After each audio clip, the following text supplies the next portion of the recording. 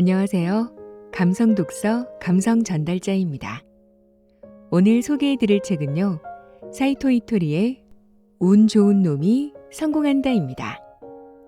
일본 국세청이 발표한 고액 납세자 순위에 12년 연속 이름을 올리는 전대미문의 기록을 세운 세상에서 가장 행복한 부자 사이토 이토리가 그의 성공 법칙에 대해서 쓴 책인데요. 그는 성공은 고생의 결과가 아닌 즐거움의 결과라고 말하며 고생 끝에 낙이 온다는 말은 틀렸다고 말합니다. 힘든 일은 당신 마음속 고생 파동이 만든 환상일 뿐 즐겁게 살아도 얼마든지 성공할 수 있다고 하는데요. 자, 그럼 지금부터 고생 없이 즐기면서 성공하는 사이토 이토리의 성공 법칙은 무엇인지, 운 좋은 놈이 성공한다. 책 속의 일부분을 들려드릴게요. 즐거워야 성공한다. 많은 이들이 내게 묻습니다. 대체 어떻게 성공하신 건가요? 이렇게 묻는 사람도 있습니다. 제대로 자리를 잡기까지 고생이 많았겠어요. 힘들었던 이야기 좀 들려주세요. 일단 미안하다는 말부터 해야 할 것 같습니다. 내가 백만장자인 것은 맞지만 나는 살면서 단 한 번도 고생해 본 적이 없으니까요. 죽도록 노력하면 언젠가는 성공할 수 있다. 고생한 덕분에 오늘날 이렇게 열매를 거두었다. 이런 건 나와는 전혀 상관없는 말입니다. 단언컨대 우리를 성공으로 이끄는 것은 재능도 노력도 아닙니다. 성공하기 위해 고생해야 한다는 것은 다 틀린 말이지요. 사실 우리는 알고 있습니다. 재능이 있어도 꽃 피우지 못하는 사람, 아무리 노력해도 성공하지 못하는 사람, 죽도록 고생해도 보답받지 못하는 사람이 주위에 너무나 많다는 것을요. 대체 이유가 무엇일까요? 수십 년 전에 만들어져서 지금까지 팔리고 있는 장난감이 있습니다. 다마고치라는 제품으로 손바닥보다 작은 크기의 미니 게임기입니다. 출시 당시 다마고치의 인기는 하늘을 찌를 정도였습니다.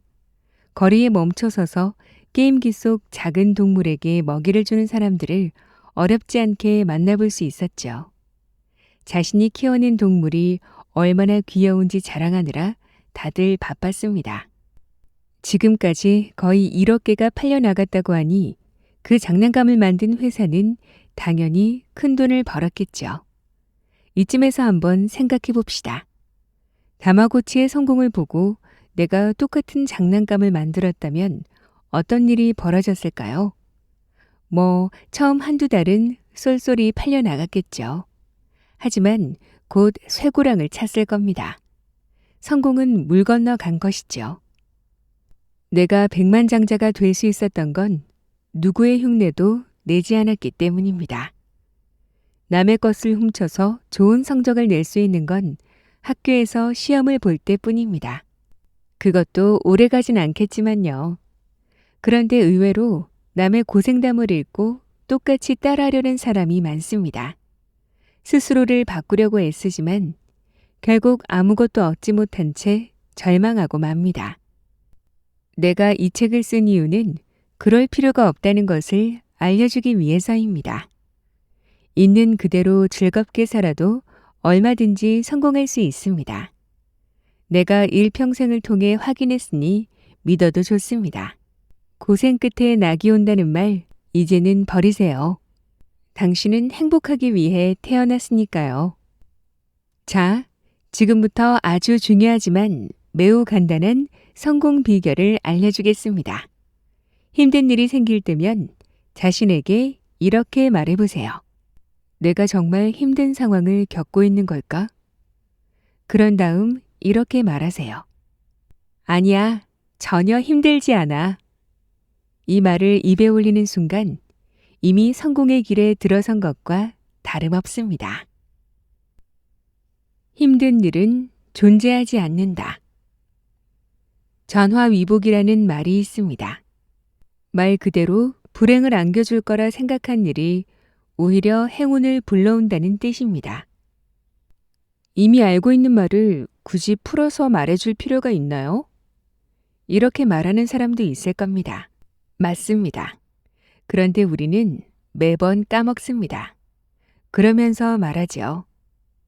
우리 애는 성적이 왜 그 모양일까? 나는 왜 결혼할 상대를 찾지 못하지?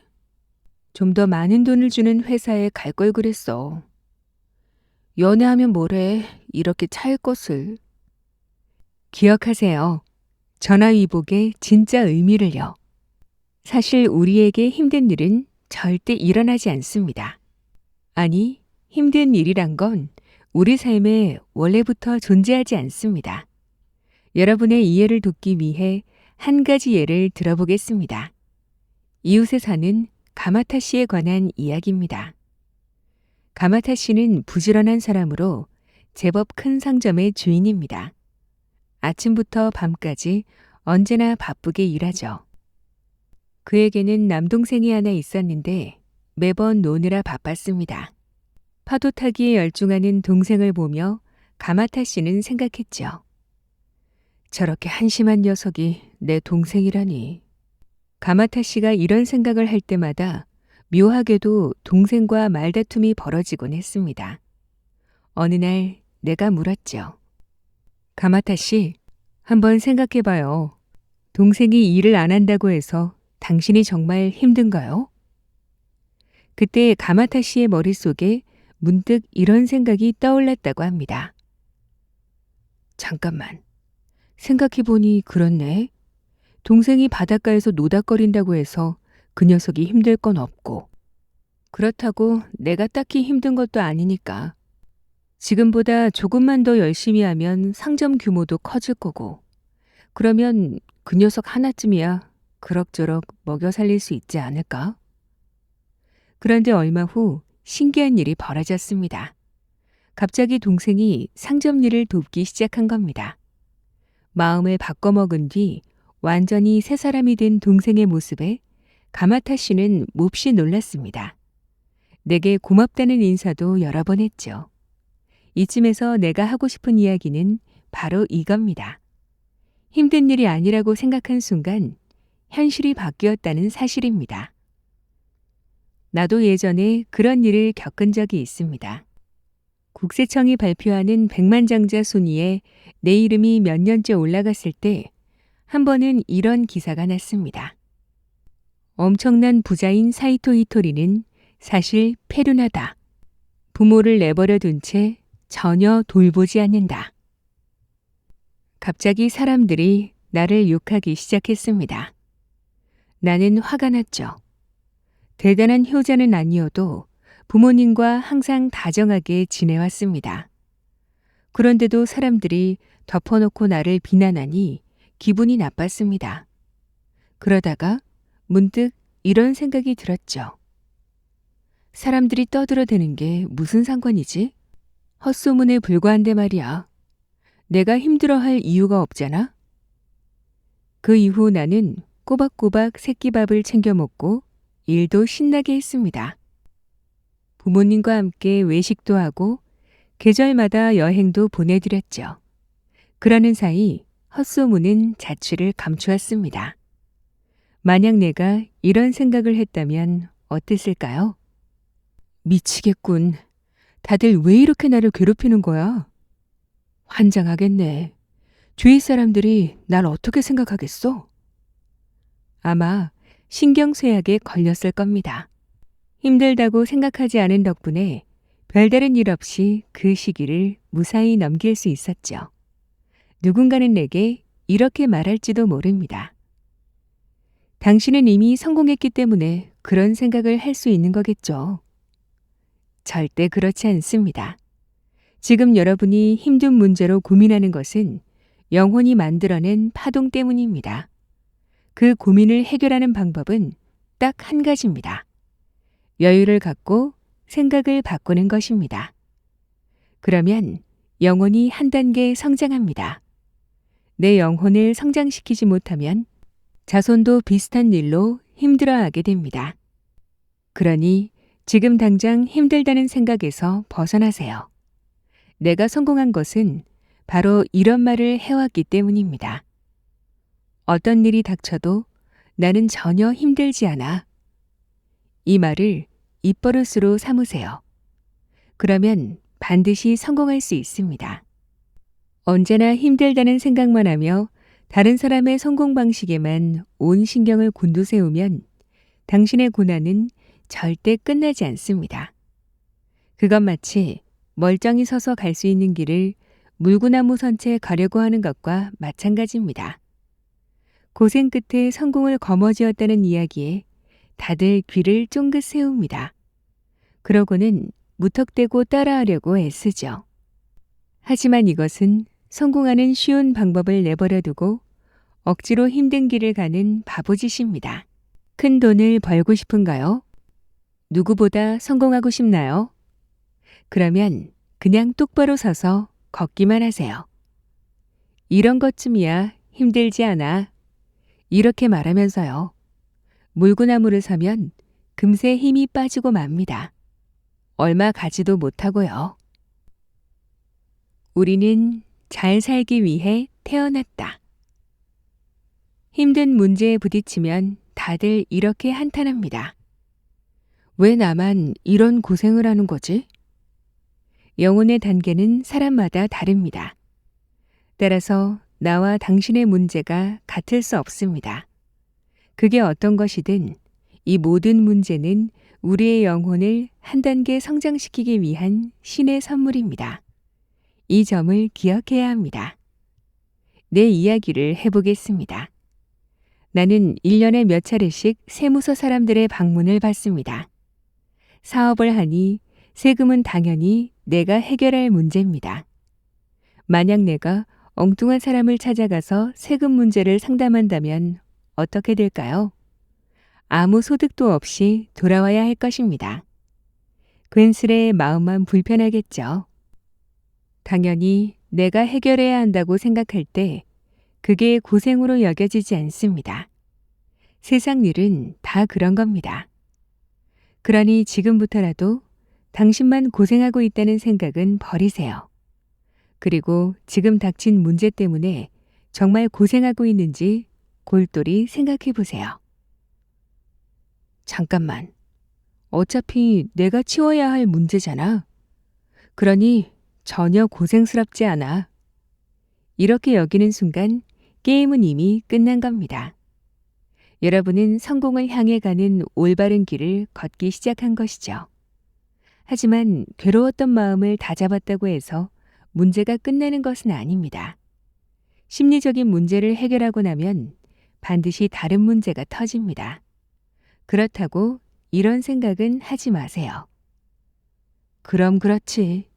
신이 나를 괴롭히는 게 틀림없어. 신은 기본적으로 인간을 돕습니다.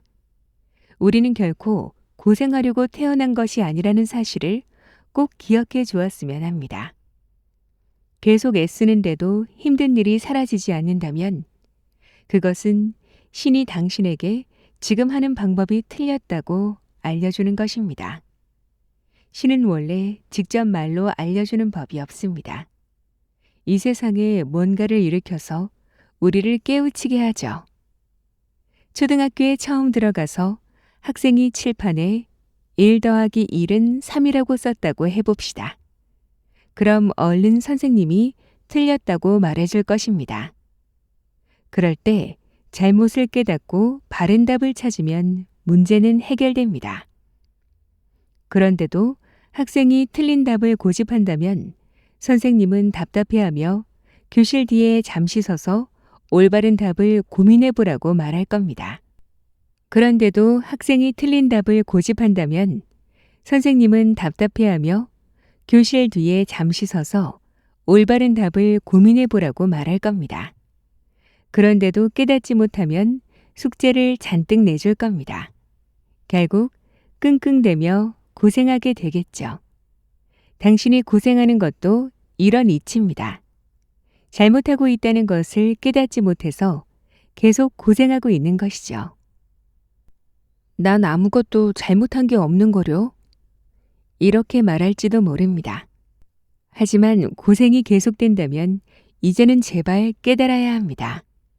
같은 잘못을 되풀이하기 때문에 고생은 고생대로 하고 결과는 하나도 거두지 못하는 비극적인 상황이 계속된다는 사실을 말이죠.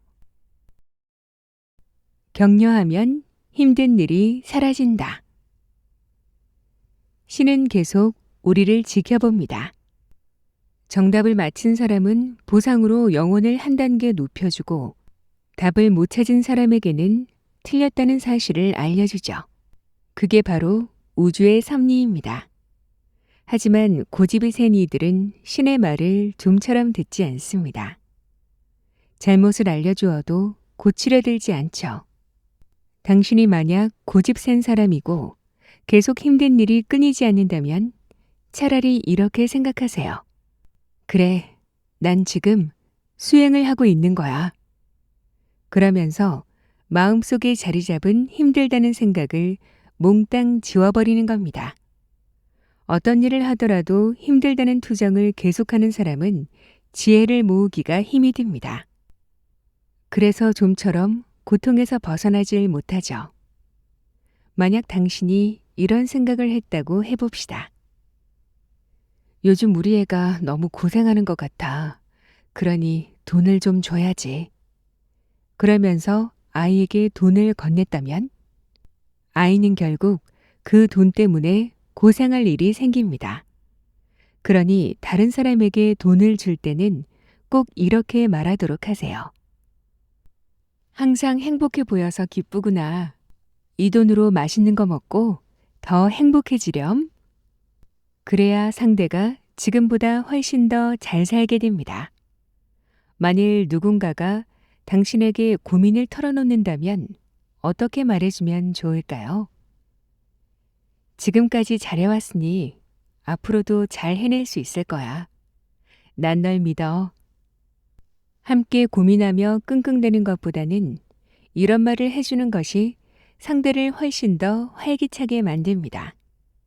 당신의 그 말이 마음에 빛을 비춰주기 때문이죠.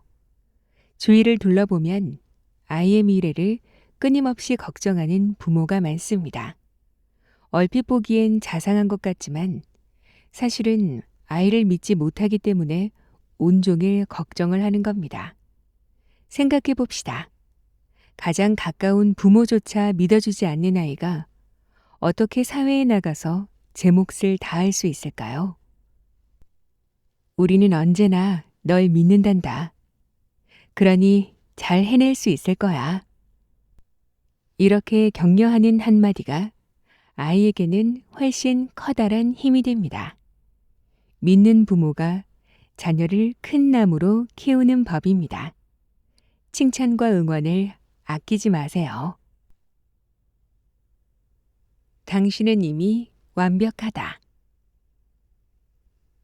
자신을 떠올릴 때 어떤 생각이 드나요? 맞습니다. 당신은 이미 완벽한 사람입니다. 스스로를 부족하다 여기는 사람은 당장 그런 생각을 버리는 게 좋습니다. 신은 절대 실수하지 않으니까요. 우리는 신이 만들어낸 존재입니다. 따라서 완벽할 수밖에 없습니다. 때때로 잘못된 행동을 할 수도 있지만 그래도 우리는 완벽합니다. 지금의 모습 그대로 이미 충분히 멋집니다. 매번 실수하는 부족한 사람도 있지 않나요? 이렇게 묻고 싶은 사람도 있을 겁니다. 어린 소나무를 한번 떠올려 보세요. 키 작은 나무일 땐 이 동물에게 밟히고 저 바람에 흔들리며 존재감이 희미할 수 있습니다. 하지만 그래도 소나무는 언제나 소나무입니다. 단지 작을 뿐이죠. 시간이 흐르면 마침내 그 나무는 커다란 거목이 됩니다. 송충이가 잠시 잎을 갉아먹어도 소나무라는 사실에는 변함이 없습니다. 마찬가지로 미숙한 사람 또한 이미 완벽한 존재입니다. 단지 지금은 영혼이 덜 자란 상태일 뿐이죠. 그러니 누구든 주어진 환경을 감사하게 여기며 자신의 영혼을 성장시키기 위해 애써야 합니다. 한 달에 10만 원씩 용돈 받는 아이가 있다고 해봅시다. 이 아이는 언제나 투덜거립니다. 왜 항상 돈이 모자란 거야? 이번 달에도 딱 3만 원이 부족하네. 그러면서 필요한 돈을 더 벌기 위해 아르바이트를 시작합니다. 하지만 그래도 상황은 나아지지 않습니다. 100만 원을 번 뒤에는 이렇게 투덜대기 때문입니다. 왜 항상 돈이 모자란 거야? 이번 달에도 딱 30만 원이 부족하네. 최신형 스마트폰이나 새로 나온 신발에 언제나 눈을 돌리기 때문에 이 아이는 항상 허덕입니다. 매달 1,000만 원씩 벌어도 300만 원이 부족하다고 느끼죠. 결국에는 은행에서 돈을 빌리는 처지가 되고 맙니다. 얼마를 가졌든 그게 충분하다고 느끼는 사람이 부자가 됩니다. 10만 원을 받았을 때 이만하면 충분하다고 느끼는 사람은 3만 원을 저금합니다. 이런 사람은 100만 원을 벌면 30만 원을 저금하고 1000만 원을 벌면 300만 원을 저금합니다. 점점 가진 돈이 많아지죠. 자신에 관한 생각도 마찬가지입니다. 스스로 완벽하다 여기는 사람은 긍정적인 방향으로 생각이 향하게 마련입니다. 만약 직장에 들어가서 처음으로 사회생활을 시작하게 되었다면 그 사람은 이렇게 궁리할 겁니다. 직장에서 최고가 되려면 어떻게 행동해야 할까? 가장 중요한 건 일찍 출근하는 거야. 지각이나 무단 결근은 절대 하면 안 되지. 쓸데없는 일에 시간을 낭비해서도 안 돼. 일할 때는 집중하고 나머지 시간에는 충분히 쉬자. 그래, 난 잘 해낼 수 있어. 이런 생각은 이 사람을 발전으로 이끌고 점점 더 올바른 행동을 할 수 있게 해줍니다. 성공은 자연스럽게 몰려오죠. 그런데 스스로를 불완전하다 여기는 사람은 금세 마음이 조급해집니다. 실수가 잦아지고 기본의 중요성을 무시하게 되죠. 성공은 결국 물 건너갑니다. 기억하세요. 당신은 이미 완벽한 존재라는 사실을. 자주 실수해도 몸이 아파도 당신은 항상 완벽합니다. 신이 당신을 처음부터 완벽하게 창조했으니까요. 신이 낸 시험에 합격하는 법. 무슨 일이든 처음이 중요합니다. 난 완벽하지 않아. 그래서 불행해. 처음에 그렇게 생각하면 그 생각이 자랍니다. 난 완벽해.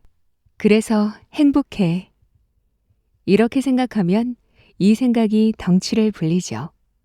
우리 몸은 때가 되면 성장을 멈추지만 마음은 소나무나 삼나무처럼 계속 자라납니다. 처음에 가난한 마음을 심으면 계속 가난한 마음이, 비뚤어진 근성을 심으면 계속 비뚤어진 근성이 자라나죠. 따라서 자신을 불완전하게 여기는 생각을 절대 심어서도 길러서도 안 됩니다. 가장 좋은 것은 있는 그대로의 자신을 감사하게 여기는 것입니다. 난 정말 행복해. 내 몸 하나 누일 집도 있고 먹을 것도 있으니까. 비록 지금 한 칸짜리 방에서 살고 있지만 세상에는 먹을 것이 없어 굶는 사람들도 많아. 그에 비하면 난 정말 행복한 거야. 진심으로 말이야. 이런 마음을 먹는다면 당신은 금세 행복한 마음이 될 것입니다. 감사해야 할 것은 또 있습니다. 내가 사람으로 태어났다는 사실입니다. 생명을 지닌 존재는 어디에나 있습니다. 나는 나무로, 가축으로, 곤충으로도 태어날 수 있었습니다. 그런데도 부모님의 몸을 빌려 사람으로 태어난 것이죠. 그 사실만으로도 우리는 충분히 행복합니다. 이것저것 갖고 싶다는 생각에 남이 지닌 것을 탐내는 사람들이 많습니다. 그러면 금세 가난한 파동이 생깁니다. 그 파동이 순식간에 덩치를 불리죠. 그런 생각 대신 풍요로움을 키우고 싶다면 이렇게 말해보세요.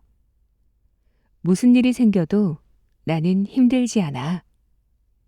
신은 언제나 당신을 시험에 들게 합니다. 가까운 사람이 복권에 당첨되거나 유산을 물려받거나 출세를 하곤 하죠. 그럴 때 당신은 이 말을 할 수 있어야 합니다. 정말 잘 되었어. 이 말을 하는 순간 당신은 신이 낸 시험에 합격합니다. 그리고 곧바로 영혼이 한 단계 성장하게 되죠.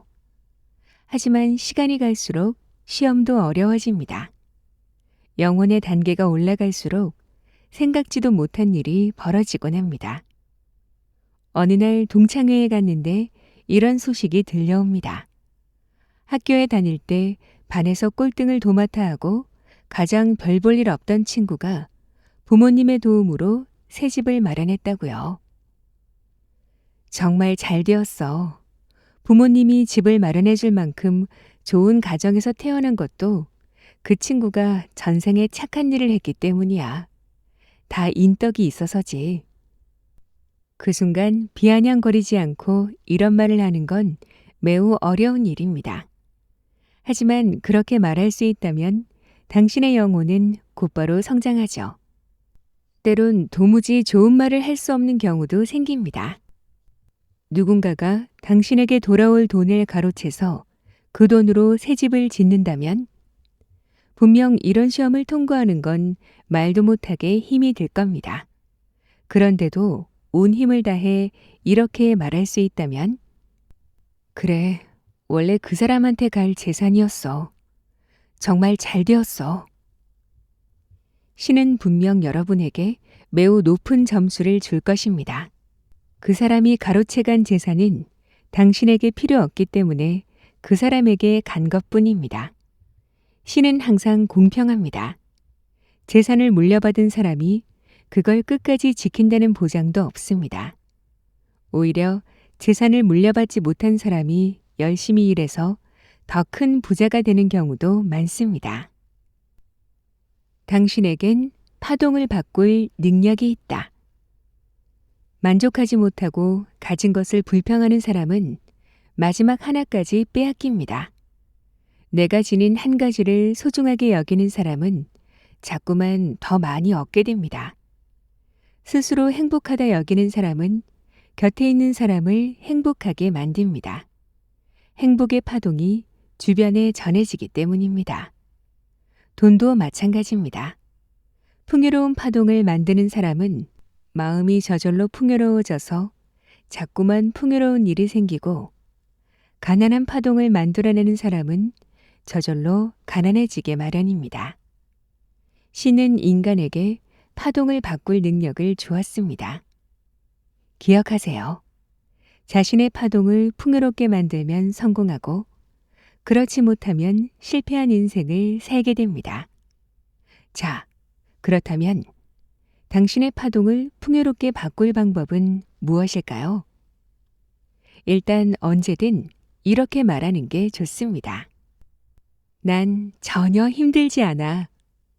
그리고 누구를 만나든 상대를 떠올리며 마음속으로 이렇게 기원하세요. 지금 눈앞에 있는 이 사람에게 좋은 일이 많이 일어났으면 좋겠습니다. 지구상에 사는 수십억 명 가운데 내가 지금 마주보는 한 사람은 정말 엄청난 인연으로 힘들게 만난 겁니다. 수십억 분의 1의 확률로 마주친 것이니까요. 그러니 가족, 연인, 친구, 앞으로 만나게 될 사람을 늘 소중하게 여기는 습관을 길러야 합니다. 상대에게 좋은 일이 생기도록 기원하다 보면 표정과 말투가 어느새 바뀝니다. 당신에게서 풍요의 파동이 널리 퍼져나가게 됩니다. 자연스럽게 주변 사람들도 행복해지죠. 내가 지금 어떤 파동을 지녔든 그것을 풍요로운 파동으로 바꿀 수 있습니다. 간혹 불평만 해대며 당신을 괴롭게 만드는 사람을 만날 수도 있습니다. 그럴 땐 그 사람을 설득하려 들지 말고 당신이 내뿜는 풍요의 파동에 스스로 집중하세요. 그러면 자연스레 나쁜 파동을 지닌 사람이 당신을 떠나갑니다. 풍요의 파동을 계속 만들어내면 어느새 비슷한 파동을 지닌 사람이 당신 주변으로 모여듭니다. 이런 사람과의 만남은 더 큰 풍요를 불러오죠. 그러면 당신은 더더욱 풍요로워집니다. 내 인생의 주인공이 되려면 생각을 바꾸면 삶이 바뀝니다. 부와 성공을 내 것으로 만들고 싶다면 항상 이 말을 입에 달고 살아야 합니다. 나는 힘들지 않아. 그러면서 동시에 풍요로움의 파동을 내뿜는 게 중요하죠. 거리의 이쪽 끝과 저쪽 끝에서 두 사람이 각자 국수 가게를 열었다고 생각해 봅시다. 둘 다 유명한 가게에서 비법을 배운 덕분에 국수 맛은 아주 좋습니다. 그런데 한 군데 가게의 주인은 무뚝뚝한 편입니다. 다른 가게의 주인은 싹싹하죠. 굳이 말하지 않아도 어느 가게에 손님이 몰릴지 짐작할 수 있을 것입니다. 싹싹한 태도를 지닌 주인은 풍요로움의 파동을 스스로 만들어내고 있습니다. 그 가게에 가면 손님들의 마음이 행복해집니다. 자연스레 사람들로 북적이게 되죠. 흔히들 고민 끝에 지혜가 나온다고 믿습니다. 틀린 말입니다. 지혜에도 생각의 파동이 담기기 때문입니다. 심술궂은 사람이 생각해낸 지혜에는 심술궂은 파동이 담깁니다. 고민 끝에 나온 지혜는 고민의 파동을 담고 있죠. 따라서 그런 지혜가 발휘되어도 다시 고민이 시작될 뿐입니다. 마음이 풍요로우면 지혜도 풍요로워지게 마련입니다. 행복과 성공을 간절히 원한다면 그런 마음을 품고 편안히 잠자리에 들도록 합시다. 자는 동안에 이를 실현하는 데 필요한 파동이 저절로 모여듭니다. 그런 다음에는 신이 당신에게 부여한 임무를 열심히 해내기만 하면 됩니다. 쉽게 이야기하면 신은 영화 감독과 똑같은 역할을 하고 있습니다. 지금 당신이 맡은 배역은 길거리를 지나가는 사람입니다. 만약 당신에게 신이 이렇게 요구한다면 불평 없이 그 역할을 해내도록 합시다. 어떻게 하면 내가 맡은 배역을 가장 자연스럽게 해낼 수 있을까 궁리하면서 말이죠. 어떤 역할이든 열심히 하면 한두 마디 정도 대사를 할 기회가 옵니다. 더욱 열심히 하면 그보다 좋은 역할도 맡게 마련입니다. 사람들은 대부분 자신의 역할에 불만이 많습니다. 가족들이 자신을 괴롭힌다고 생각하고 회사에서도 끊임없이 착취당한다고 느끼기 때문입니다. 하지만 그래서는 아무것도 이룰 수 없습니다. 이 세상에서 나를 제외한 모든 것은 환상이며 모든 일은 신이 관장한다고 생각하세요. 신이 내게 맡긴 역할을 열심히 해내다 보면 반드시 더 좋은 무대 의상을 입을 기회가 생깁니다. 무엇을 하든 처음이 가장 힘들게 마련입니다. 또한 가장 중요하기도 하죠. 힘들어도 정성껏 하다 보면 나름대로 기술이 생겨 즐겁게 일할 수 있습니다. 만약 열심히 하는데도 상태가 나빠진다면 즉시 깨달아야 합니다. 이 방법이 잘못되었다는 사실을 말이죠. 신은 아무도 괴롭히지 않습니다. 열심히 하는데도 일이 잘 풀리지 않는다면 신이 내게 중요한 메시지를 주는 것입니다. 지금 잘못된 방법으로 일하고 있다고 말입니다. 그런데도 깨달음을 얻지 못하는 건 다른 누구의 잘못도 아닙니다. 많은 이들이 실패를 거듭하면서 말합니다. 나는 재능이 없어. 이런 실력으론 도무지 해내질 못해. 기억하세요. 성공은 재능이나 실력으로 이루어지는 것이 아닙니다. 실력이 없는 사람일수록 고집이 세고 자존심도 강합니다. 진심으로 성공과 행복을 바란다면 쓸데없는 고집과 자존심은 버려야 합니다. 솔직한 자세로 진지하게 노력할 때 비로소 실력이 자랍니다. 마음을 열고 신이 주신 내 역할에 정성을 기울이는 것. 그것이 바로 인생이라는 무대에서 마침내 주인공이 되는 비결입니다. 칭찬이 행복을 부른다. 사람들을 만나면 무슨 말부터 꺼내야 할지 모르겠어. 이제 이런 고민은 버리세요. 상대가 스스로를 중요한 사람이라 여길 수 있는 말. 그러니까 칭찬거리를 찾아내는 게 당신이 해야 할 일이니까요. 누구든 칭찬받는 걸 좋아합니다. 칭찬을 들으면 자신이 중요한 사람이란 생각이 들기 때문입니다. 진심 어린 칭찬은 마주 앉은 사람을 행복하게 하고 분위기를 즐겁게 만들어줍니다. 그런데도 이 간단한 일을 사람들은 잘 해내지 못합니다. 상대의 장점보다는 결점을 찾아내는데 익숙하기 때문입니다. 누구든 중요한 존재가 되고 싶어 합니다. 내가 그런 마음을 지녔다면 상대도 마찬가지입니다. 그런데도 사람들은 상대를 깎아내리며 나를 드러내려 합니다. 하지만 이런 일에 에너지를 낭비해서는 안 됩니다. 타인의 중요성을 빼앗는다고 해서 나의 중요성이 채워지는 건 아니니까요. 남의 결점을 찾아냈다고 나의 생활이 향상되는 것도 아닙니다. 그런 일에 소비할 열정이 있다면 차라리 다른 곳에 에너지를 쓰는 게 좋습니다. 내게도 도움이 되고 다른 사람들도 기뻐할 일을 찾아내는데 모든 노력을 기울이세요. 그러면 저절로 세상이 당신을 칭찬할 것입니다. 기억해야 할 것은 내가 중요한 사람이 될수록 남을 칭찬하기도 쉽다는 것입니다. 내가 중요한 사람이 아니라면 어떻게 하느냐고요? 괜찮습니다. 조금의 정성만 있으면 상대를 칭찬하는 건 어렵지 않습니다. 오늘 얼굴색이 아주 좋은걸. 머리카락에서 윤기가 흐르는 게 참 보기 좋다. 이런 간단한 이야기만으로 상대의 하루를 행복하게 해줄 수 있습니다.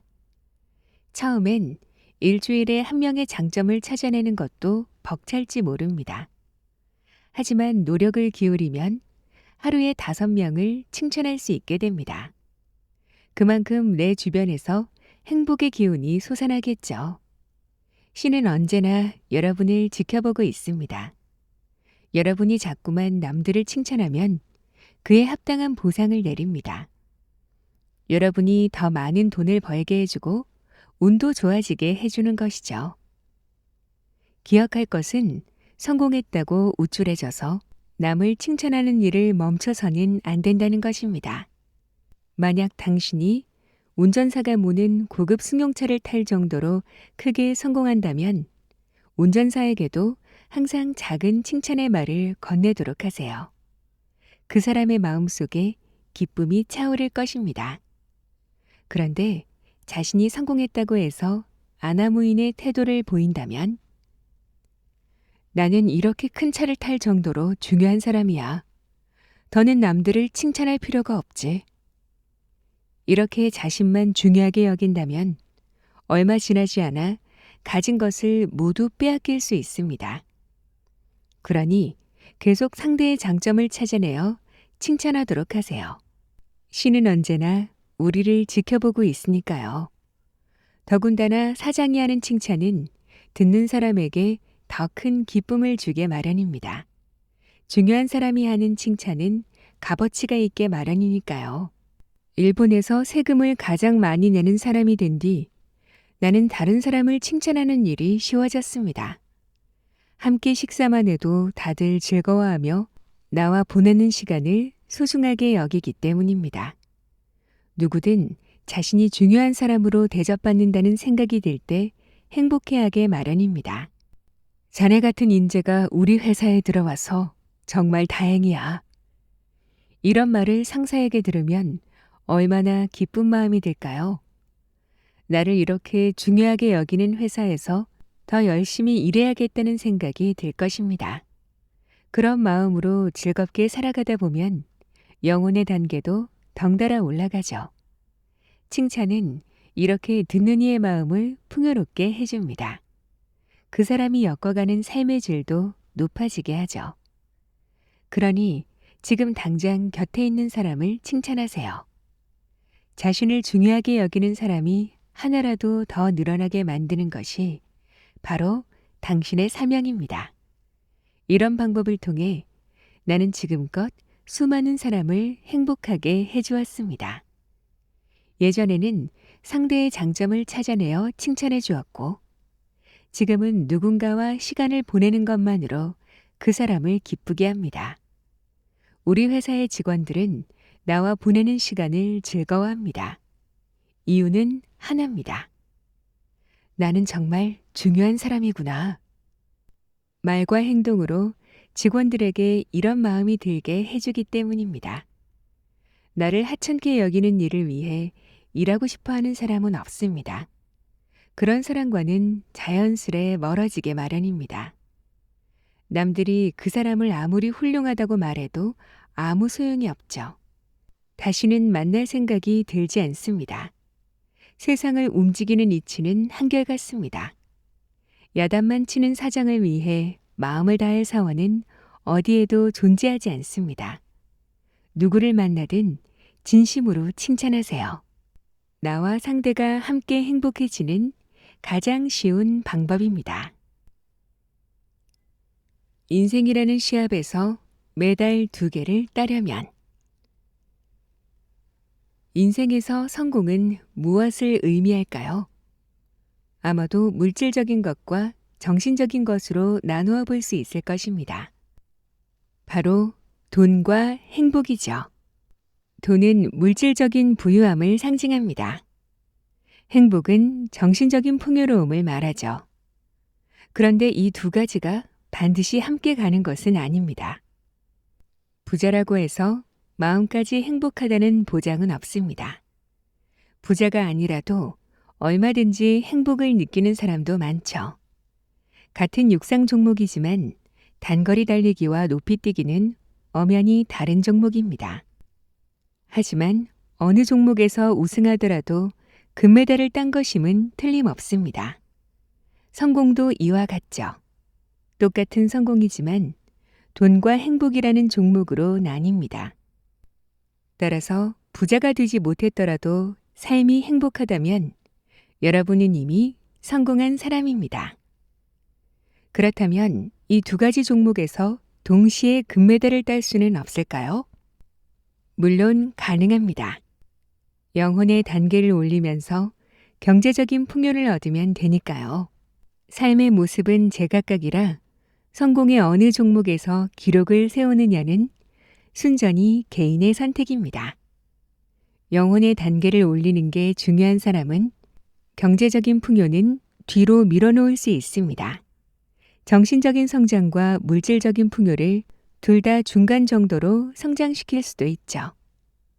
하지만 대부분의 사람들은 이 두 가지를 정반대쪽에 놓인 것으로 생각합니다. 영혼의 단계를 올리는 것은 숭고한 행동으로 여기고 경제적인 풍요를 획득하는 것은 세속적인 성공으로 여기죠. 두 가지를 동시에 얻는 것이 얼마든지 가능한데도 어떤 쪽을 선택할지 굳이 고민합니다. 그러면서 숭고한 성공이라 여기는 종목에 좀 더 초점을 맞추죠. 그런데 나는 정신적인 성공인 행복만으로는 뭔가 부족하다는 생각이 듭니다. 정신적으로도 경제적으로도 모두 풍요로워지는 게 좋다고 여기기 때문입니다. 당장 먹을 것이 없는 사람에겐 10,000원짜리 한 장이 행복입니다.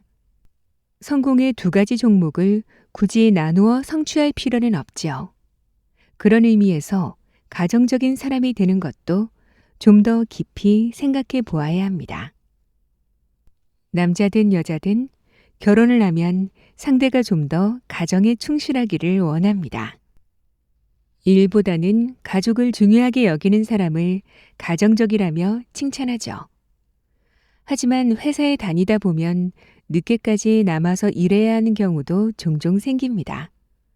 때론 휴일에 회사에 나가야 할 때도 있죠. 가족의 행복을 지키려면 일정 수준 이상의 돈을 버는 게 꼭 필요합니다. 그런데 가정적인 사람이 되는 데만 열중하다 보면 자연스레 일과 멀어질 수 있습니다. 회사에서는 그런 직원을 원하지 않죠. 그러니 열심히 일하고 싶다는 뜻을 보일 때 무조건 가정적이 되어야 한다는 굴레를 씌워 부담을 주어서는 안 됩니다. 열심히 돈을 버는 것도 넓은 의미로 볼 때 가족의 행복을 위한 것이니까요. 나는 생각합니다. 언제나 즐겁게 살면서 더 많은 사람을 행복하게 해주고 싶다고요. 내 사업으로 큰 돈을 벌고 회사도 즐겁게 운영하는 것을 보고 조심스럽게 이런 말을 건네는 분들이 있습니다. 언제까지나 이렇게 순조롭기는 힘들지 않을까요? 달도 차면 기운다는데 항상 조심하도록 하세요. 그렇게 남다르게 행동하는 건 좋지 않아요. 모난 돌이 정 맞는 법이니까요. 물론 이 말들이 나를 걱정하는 마음에서 나온 것이란 사실을 잘 알고 있습니다. 하지만 부정적인 말은 부정적인 결과를 낳을 뿐입니다. 사람은 원하는 만큼 행복해집니다. 그래서 나는 지금보다 좀 더 행복해지기 위해 끊임없이 노력하고 있죠. 돈과 행복을 동시에 손에 넣는 방법을 잘 알고 있기 때문입니다. 나는 전혀 힘들지 않아. 이 말을 입버릇으로 여길 때 정신적인 풍요와 경제적인 풍요가 모두 내 것이 됩니다.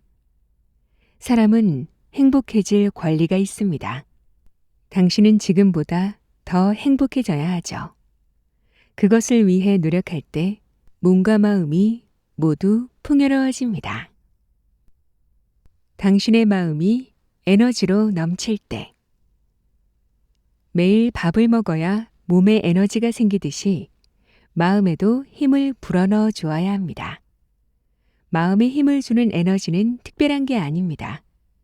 나를 힘들게 하는 일, 남들의 시기와 질투, 목표를 이루지 못했을 때 생기는 욕구불만, 이 모든 것이 당신에게 큰 힘을 줍니다. 이 우주에 존재하는 모든 것은 당신의 편입니다. 당신에게 그럴 마음만 있다면 모든 것이 끌려와 당신의 에너지가 되어주죠. 이러한 끌어당김이 올바르게 이루어지려면 언제나 긍정적인 자세를 갖는 것이 중요합니다. 긍정적으로 생각하면 당신의 모든 일상이 긍정적인 말로 흘러 넘치게 됩니다. 그리고 이것이 당신의 손과 발, 머리, 그리고 영혼에 놀라운 에너지를 공급해 주죠. 날씨가 더울 때 당신은 말합니다. 정말 더워서 못 살겠네.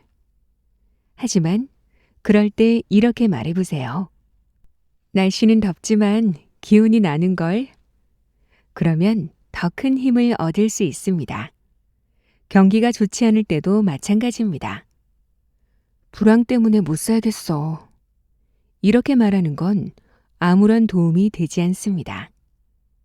난 불황에 강한 사람이야. 드디어 내가 나설 차례가 되었어. 힘을 내어 긍정적으로 외쳐보세요.